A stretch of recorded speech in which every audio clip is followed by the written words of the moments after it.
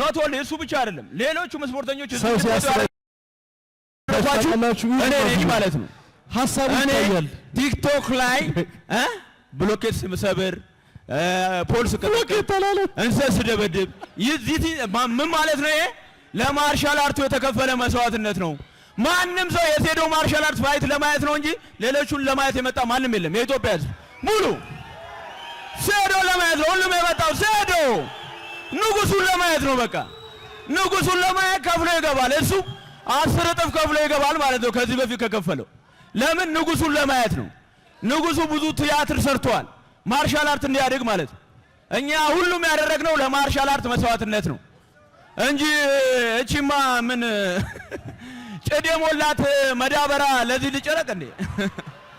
ለዚህ እኔ ተጨንቄ ማላቀም የስ መድረኩ ነው እኔ መድረኩን ሰውም የራሱ ዋጋው